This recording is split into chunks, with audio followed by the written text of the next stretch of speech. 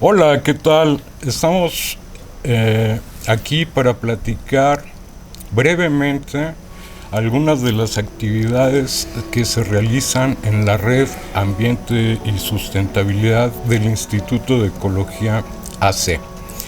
En esta red se realiza investigación que tiene que ver con aspectos del funcionamiento ecosistémico, cómo interaccionan cada uno de los elementos que componen la complejidad de estos ecosistemas, y se hacen también estudios donde se incluye al humano como parte de los componentes. Por lo tanto, el estudio comparativo del contraste que hay entre un ecosistema natural y uno transformado es básico y necesario de analizar, de tal forma de ver cuáles son los recursos ambientales que podemos seguir obteniendo de estos ecosistemas.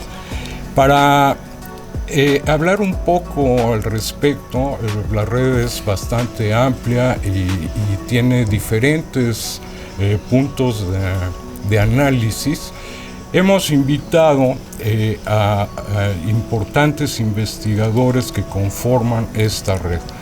Para iniciar, tenemos con nosotros al doctor Miguel Equihua, y le voy a hacer algunas preguntas de tal manera que tratemos de contestar las inquietudes que pueda tener el público al respecto de este tema. En ese sentido, a mí me gustaría que nos explicara el doctor Miguel Equihua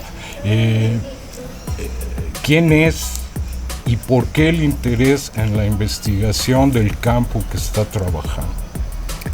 Muchas gracias, Sergio. Muchas gracias por la invitación a compartir algunas ideas y experiencias de lo que se trabaja en la red de ambiente y sustentabilidad. Para empezar, les diría que el tema ambiente se refiere precisamente a lo que describía Sergio, de atender el asunto de los ecosistemas, pero en interacción con los seres humanos.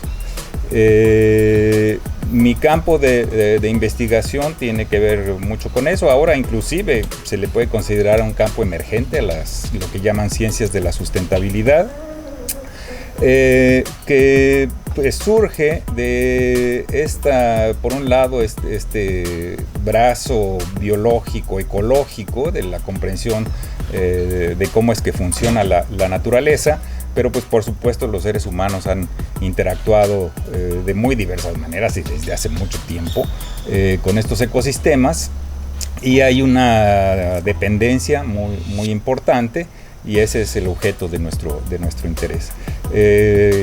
Nosotros estamos convencidos que el ser humano es producto de una coevolución entre los ecosistemas, la biodiversidad y por supuesto los intereses y la forma cultural de cómo los seres humanos aprovechan la naturaleza, y ese es el objeto de estudio de nosotros. ¿Qué significaría buscar un desarrollo, un bienestar sustentable? De hecho, que no es tan antiguo esta noción del desarrollo social, del desarrollo económico. De hecho, sí hay una cierta vena de darnos, como seres humanos, darnos cuenta de que los organismos se desarrollan, ¿no? Decimos que los organismos se desarrollan, pasan pues de un estado infantil o juvenil, pasan por una etapa de madurez y luego por una etapa de senectud, y eso en cierta forma fue asimilado en la concepción social para también aplicar esta noción a la evolución de las sociedades, que no es una transferencia sencilla, ¿no? La pregunta es precisamente eso: ¿le ocurre a la sociedad el que haya un estado juvenil de la sociedad, una etapa de madurez, una etapa de senectud social? Y más aún en esta vena, digamos, siglo XVIII, XIX, con esta visión científica, ¿podría controlarse este desarrollo para conducirlo a en una dirección de óptimo beneficio para la sociedad, para alguna clase a lo mejor? Y entonces en ese contexto esta noción de desarrollo pues adquiere la posibilidad de convertirse en un objeto de estudio científico y de interés de controlar esta intención. Y por supuesto entonces ahora estamos buscando esta noción de desarrollo sustentable, de hacer compatible la evolución cultural, social, económica con las restricciones y con la reducción del daño que hemos notado, sobre todo en años recientes, las actividades humanas producen sobre los ecosistemas. Y inicialmente podríamos decir que el desarrollo, entre muchas posibilidades, buscaría proporcionar bienestar a los seres humanos. Quizás en algún momento pensamos que ese bienestar lo podríamos adquirir a cualquier costo. Y el asunto es que, dado esta apreciación de que obtener beneficios económicos de interés social está generando un deterioro ambiental, nos preguntamos si hay límites a la forma como se puede producir ese bienestar.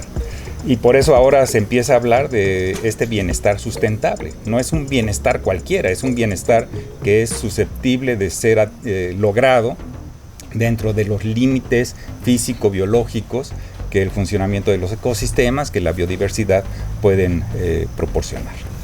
Muy, muy interesante. En ese sentido, creo que una de las tendencias de la sociedad o del humano es la creación de ciudades, de ambientes completamente transformados que supuestamente nos darían un bienestar por tener un ambiente controlado. Sin embargo, es posible sobrevivir como humano si no se tiene el ambiente natural y los productos que de ellos emanan. Pues durante muchísimo tiempo el ser humano en pequeñas poblaciones, es decir, de baja densidad, vivió y caminó sobre el planeta como cazador-recolector, utilizando gran variedad de organismos, plantas, animales de todo tipo, insectos principalmente, motivo de estudio de Sergio.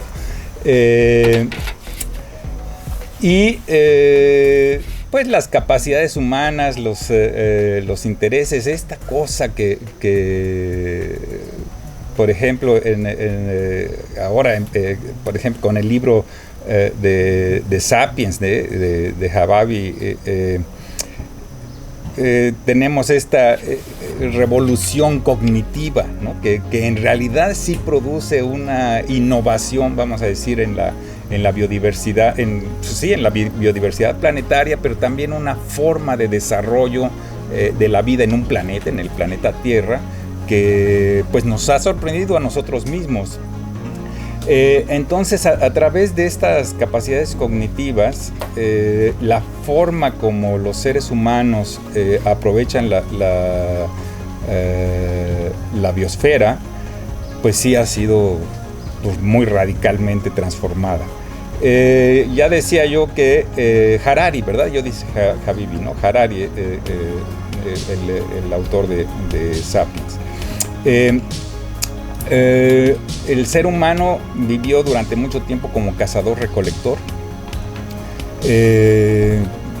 Hace relativamente poco, quizás 30, 40 mil años, ocurre lo que se ha llamado la revolución que produjo la agricultura, la revolución del Neolítico, y eso lleva a esta gran transformación de la forma como nos relacionamos con la naturaleza, al punto de que hoy se estima que de la masa total de mamíferos que existen en el planeta, 96% están relacionados con los seres humanos.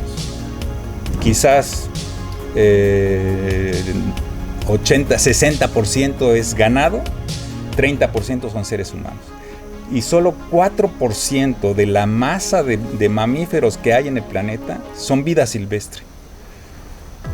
La capacidad del ser humano para transformar la biosfera realmente es monumental.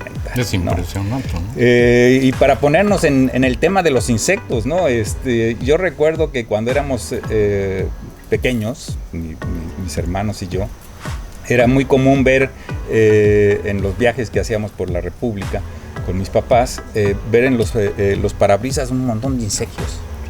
Era una lata, ¿no? Y había que estar limpiando los parabrisas constantemente, y había sustancias jabonosas para quitar los insectos embarrados. Hoy en día es más raro ver eso. Como que también los insectos han disminuido en su abundancia. De tal manera que la huella del ser humano sobre los ecosistemas a nivel planetario es monumental. Hablamos mucho de cambio climático, pero el tema de la afectación a la biodiversidad es realmente monumental. Claro. ¿Habría alguna forma en la cual se puede cuantificar toda esta pérdida? Bueno, ha sido tarea de los biólogos. La ecología es una disciplina bastante reciente, ¿no? Digamos, siglo XX, principios del siglo XX. Ya a principios del siglo XX se hablaba de la integridad ecosistémica. De hecho, un zoólogo hablaba de una ética alrededor de la integridad de los ecosistemas y su relación con los seres humanos. De hecho, esa postura ética está en las raíces de la formación del sistema de parques, de parques nacionales en Estados Unidos, y es una postura que ha permeado por todos lados en distintas formas. Ha sido, pues, esta búsqueda de cuantificar esto, pues ha sido una búsqueda de mucho tiempo, pero sí ha sido realmente complejo. Sin embargo, nosotros hemos logrado aquí en el INECOL, con el equipo que trabajamos, con Integralidad Gamma, que es un proyecto que hemos venido desarrollando desde hace algunos años, hemos desarrollado algunos enfoques metodológicos utilizando tecnologías de inteligencia artificial de generar formas de medición a las que le llamamos un índice de integridad ecosistémica que nos da una idea del estado de salud de los ecosistemas.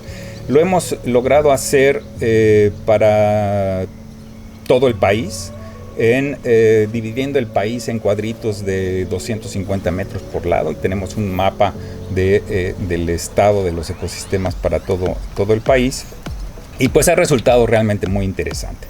De hecho, lo estamos compartiendo en un esfuerzo en el que participó México junto con las Naciones Unidas para generar un sistema de contabilidad nacional en donde esta medida de integridad ecosistémica es una forma de aproximarse a la condición en la que se encuentran los ecosistemas, entendiendo que la condición en la que se encuentran los ecosistemas pues tiene que ver con la capacidad de estos para proporcionar beneficios a la sociedad, lo que hablábamos del bienestar sustentable que se mencionaba hace un momento. Claro, esa parte está muy interesante. Para la cuantificación del estado de salud de los ecosistemas, ¿utilizan sensores remotos? Sí, una cosa que ya dijimos, ¿no? Que este efecto del ser humano sobre la biodiversidad es monumental, pero también el talento humano ha producido muchas cosas, ¿no? Entre ellos capacidad de generar datos, de generar conceptos que nos permiten comprender lo que pasa en el planeta, por lo menos comprenderlo desde la perspectiva humana, que es a final de cuentas la que nos interesa. Entre todos estos desarrollos pues está, por supuesto, la capacidad de observar el planeta desde el espacio con una enorme resolución actualmente.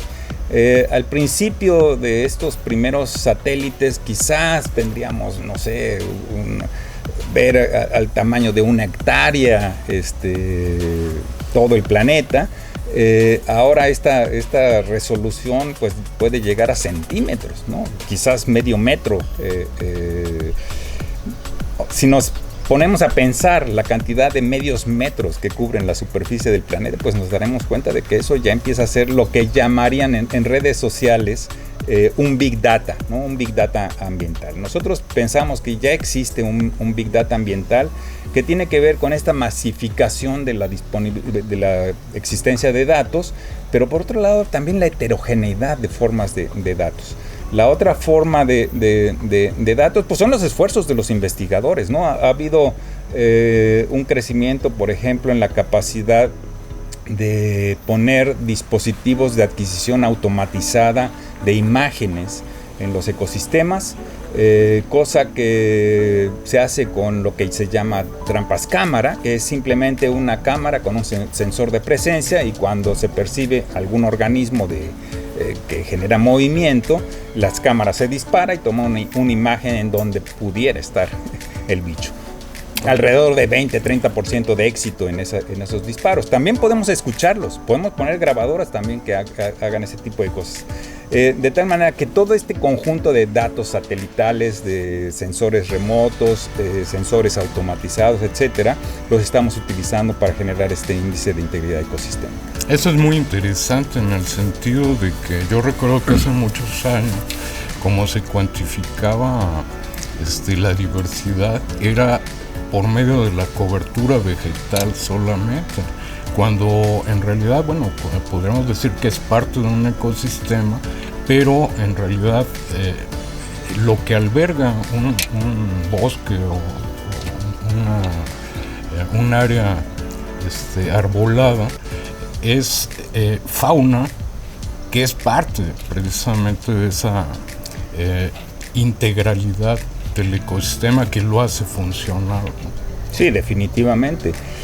Ha sido un esfuerzo de muchísimos años, ¿no? Quizás antes de los tiempos de Linneo, ¿no? Y pues todas las culturas tuvieron sus esfuerzos de conocer a la naturaleza por nombre propio, ¿no? O sea, nosotros, por ejemplo, hablamos del maíz, y es una especie que tiene además variedades producidas por el esfuerzo humano.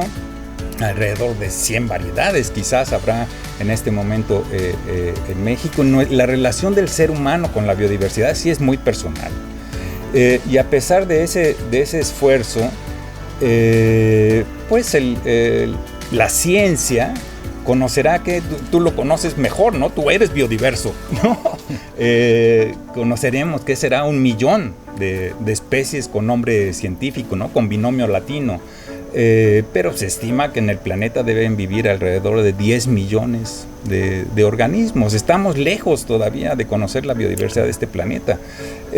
Por eso nuestra aproximación ha sido reconocer que los ecosistemas son las fábricas de la biodiversidad, que los seres humanos requieren ecosistemas en funcionamiento vitalmente activos para producir las condiciones de bienestar que hacen posible la existencia humana disfrutable, vamos a decir. Creemos que no es posible, por lo menos no en este momento, hacer conteos, ¿no?, de especies para saber que las especies que conforman un ecosistema están en el lugar en el que deben estar. Pero sí podemos darnos idea a través de signos y síntomas, como dirían los médicos, de cuál es el estado de funcionamiento de un ecosistema y tratar de preservar ese estado de funcionamiento. Esa es nuestra búsqueda. Y por eso el índice de integridad ecosistémica que hemos construido en Integralidad Gamma lo queremos poner en la agenda de la política pública como una forma de preservar ese estado funcional de los ecosistemas, al mismo tiempo que nos interese el desarrollo económico, el empleo, la generación de riqueza en la sociedad. Pero sin duda, mantener a los ecosistemas en un buen estado de salud, entendiendo que tenemos que transformarlos, es una agenda importante para el desarrollo humano. Y necesaria e indispensable, creo yo. E inevitable. Estamos en muy buen momento para hacer cambios culturales y darle un giro a la forma de vida del humano para poder seguir viviendo. Sí, yo creo que está ocurriendo en gran parte. Y pues ojalá y lo que estamos haciendo anime a más gente a tomar carrera científica para hacer esto, y si no, por lo menos para escucharnos y para aprovechar los resultados que se producen en el INECOL y en otras instituciones alrededor de estos temas. Perfecto. Pues te agradezco mucho tu plática. Muchas gracias por animarnos a conversar.